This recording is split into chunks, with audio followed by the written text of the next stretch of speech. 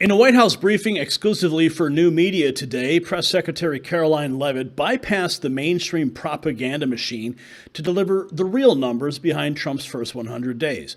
While corporate media outlets were left out in the cold, Leavitt gave independent journalists the hard data on manufacturing's return, border enforcement success, and energy independence. But what she revealed about the previous administration's deliberate sabotage of these programs, information they'd never share with mainstream outlets, will make your blood boil. And this is why they fear the independent media. And just like the Trump administration is removing roadblocks to America's success, our revolutionary Golden Revive formula, our Golden Revive formula is removing roadblocks to your body's natural healing. Pain is like government bureaucracy. It gets in the way of everything you want to do. But this breakthrough turmeric formula, 200 times more powerful than standard turmeric, works like President Trump's executive orders, cutting through the obstacles to deliver real results. Don't let pain be your deep state. Visit goldenrevive.com/NNN and discover how to take your life back. Okay. So let's get into it. Straight from the White House gates, Karoline Leavitt drops inside stats. Average family saving $11,000. Energy dives. Operation Return to Sender throttled only by rogue judges. DOJ now jailing rioters on site. The Gatefront briefing video exposes the media silence. Let's go into that right now. Good evening, America. As the sun is setting here at the White House, I'm here reporting. Gary Franchi for the Next News Network. Now, the White House press secretary, Karoline Leavitt, earlier wrapped a briefing with new media outlets, and she reveals an administration that's delivering results at breakneck speed and unprecedented access. Let's see what she had to say. President Trump is truly the most transparent and accessible president in American history, and we are just following his example. That's a little bit why this press briefing today is tardy, because the president was hosting a more than 2-hour-long cabinet meeting with his entire cabinet. Each secretary went around the room to talk about the promises they are delivering on for the American public and the directives they are executing at the behest of the President of the United States. Can you ever remember a cabinet meeting in which the media were welcomed into the room to ask questions of the entire federal government? No, you can't, because it never happened. Joe Biden was afraid to speak to the press because he was mentally incompetent in driving our country into the ground. But fortunately, President Trump has been incredibly hard at work cleaning up Joe Biden's messes and making our country great again. President Trump hosting marathon cabinet meetings where each secretary detailed their progress on delivering campaign promises. That's accountability in action. And the contrast couldn't be clearer when Leavitt points out how the previous administration avoided scrutiny while this president is tackling Biden's messes head on. Now, on the economic front, the administration is making moves that directly benefit American families. Take a look at this. On the economy, President Trump is rebuilding the greatest economy in the world once again. Since day one, he has focused on defeating inflation, bringing down the cost of living, and making the United States the best place in the world to do business, invest, create jobs, and innovate. The president later this afternoon in the East Room of the White House will be joined by CEOs from around the world who have committed trillions of dollars in investments right here in the United States of America. I don't think the president is getting enough credit for the massive deregulation campaign that he has launched across the entire federal bureaucracy.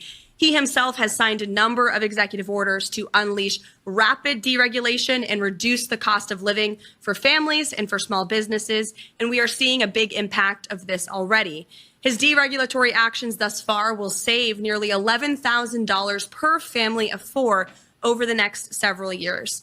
And building on this success, the president has encouraged the rapid onshoring of jobs to restore America as our world's manufacturing superpower.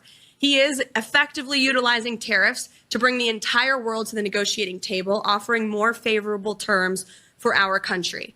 When all is said and done, America will finally have fair and reciprocal trade, and our country will finally stop being ripped off.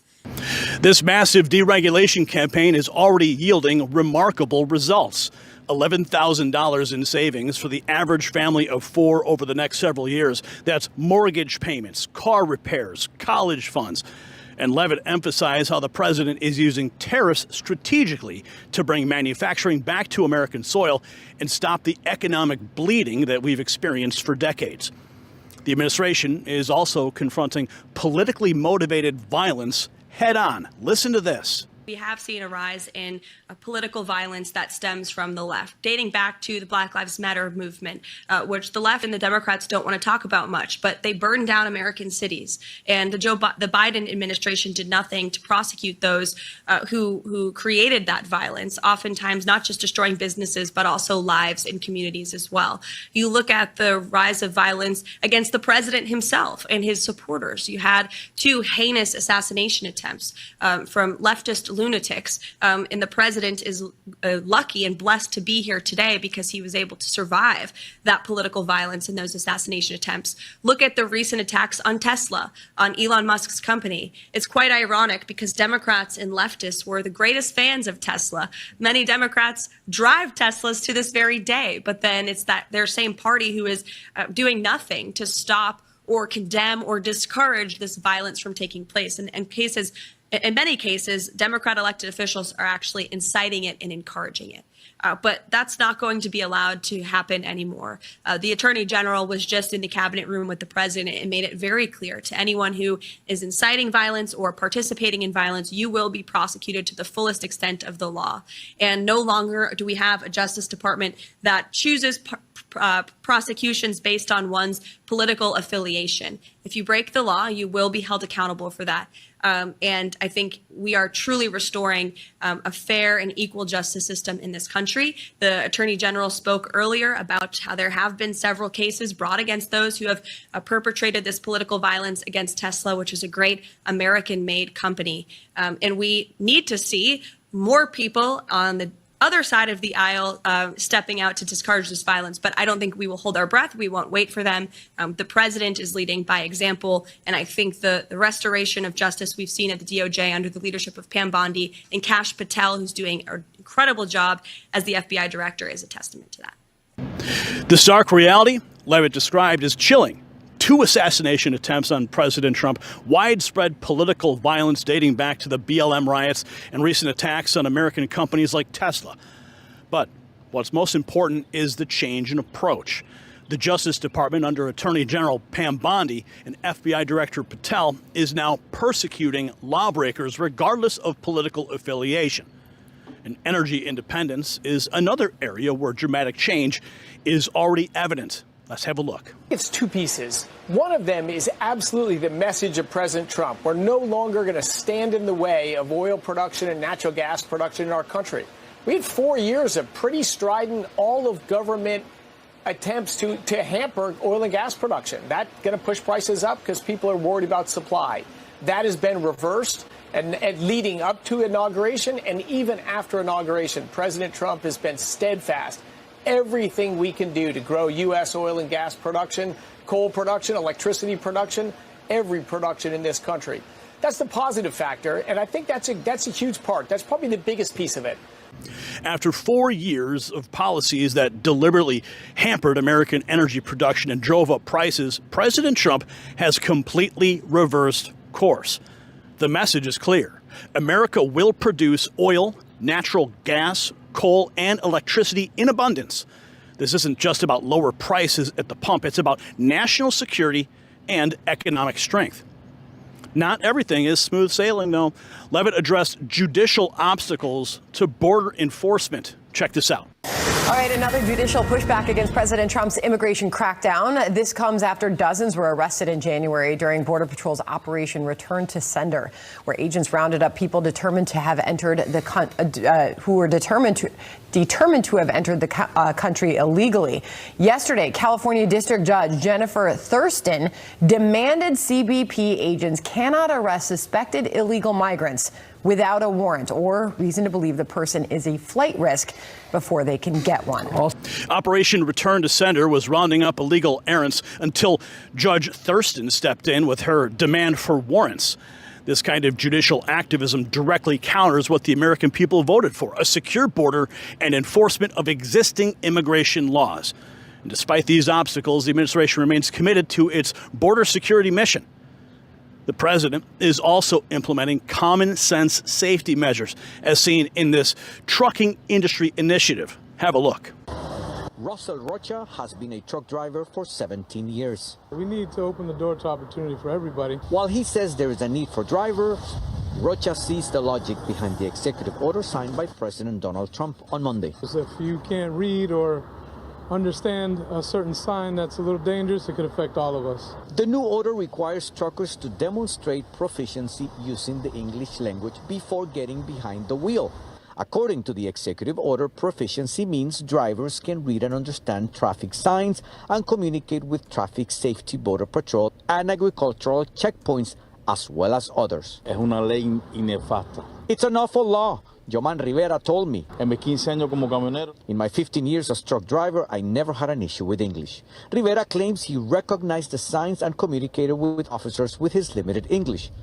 First off. But according to Transportation Secretary Sean Duffy, there are documented cases where drivers' inability to read signs and speak the language may have contributed to a series of fatal accidents. We have to watch out for lives. I mean, that's most important, right? It depends on how many people are affected and how many people decide to exit the industry because of this. Rivera says he's already seen many truck drivers putting their trucks on sale. He also said the requirement for truckers to demonstrate English proficiency isn't about politics. It's about basic safety. As Leavitt explained, if drivers can't read road signs or communicate at checkpoints, they create a danger to everyone on the road. Transportation Secretary Duffy cited documented cases where language barriers have contributed to fatal accidents. And what's particularly striking is how the administration's effectiveness is being acknowledged across political lines. Watch this. While the president and I have our differences, he's been open and engaging, and I'm going to continue. My work is not done. Selfridge, we can check off the list, but I still want to make sure that I saw a tariff policy today that's a little more favorable to the auto industry. We got more work to do on that front. I want to make sure that we are continuing to combat Asian carp and deliver for the people in northern Michigan who are so impacted by the ice storms. When a Democrat governor admits the president is open and engaging and checks items off her list, it signals a pragmatic approach that transcends partisan divides. This is how effective governance works, focusing on results rather than rhetoric. Now, the first 100 days of the Trump administration tell a story of promises kept and action taken.